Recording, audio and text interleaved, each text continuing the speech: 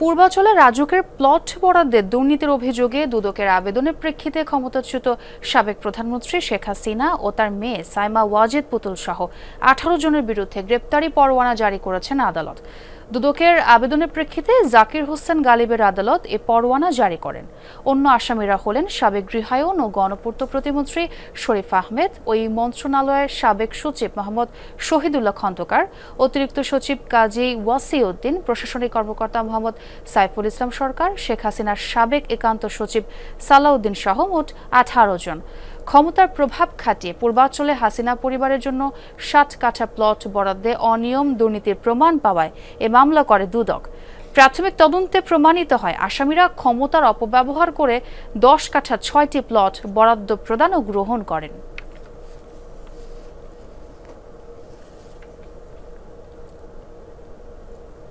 আরো জানাতে মহানগর দায়রা জজ আদালতে আছেন আমার সহকর্মী রাব্বি সিদ্দিকী। বিস্তারিত তার কাছ থেকে জেনে নেব। রাব্বি, অন্য কারা এখানে আসামি এবং এই মামলা সম্পর্কে নতুন আর কি তথ্য পেয়েছেন আপনি জানাবেন?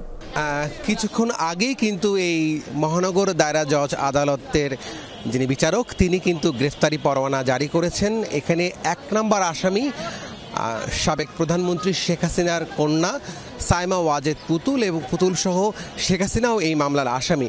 এই বিষয়ে বিস্তারিত জানতে আমার সাথে আছেন পাবলিক প্রসিকিউটর ওমর ফারুকি।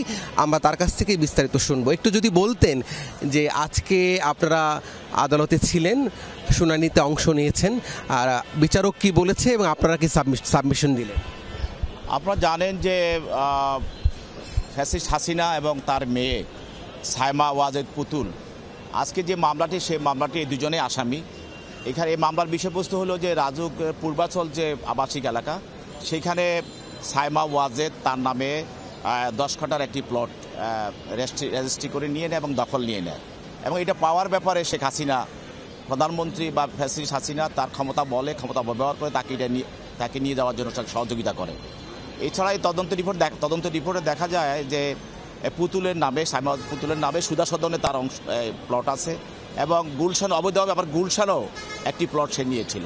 তো তারপরেও সে আবার রাজুকের 8টি প্লট নিল পূর্বাঞ্চলে। এইভাবে অবৈধভাবে সে নিয়েছে, বেআইনিভাবে সে নিয়েছে ক্ষমতা, আর হাসিনা ক্ষমতা অপব্যবহার করে তাকে পাইয়ে দিয়েছে।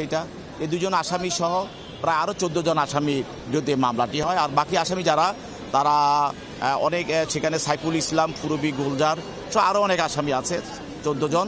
এরা কেউ গণপূর্ত মন্ত্রণালয়ের তারা অফিসার এবং বিভিন্ন পদে পদায়িত, এবং রাজুকেরও কর্মচারীরা এখানে এই মামলার আসামি হিসাবে আছে। আজকে তদন্তকারী কর্মকর্তা যে তদন্ত রিপোর্ট আদালত দাখিল করেছে, সেটা আজকে আদালতে গৃহীত হয়ে তাদের বিরুদ্ধে গ্রেপ্তারি পরোয়ানা জারি করা হয়েছে। অসংখ্য ধন্যবাদ। শুনছিলেন সোহার ওমর ফারুকি, পাবলিক প্রসিকিউটর, তিনি কিন্তু বিস্তারিত জানালেন। ধন্যবাদ রাব্বি বিস্তারিত জানানোর জন্য।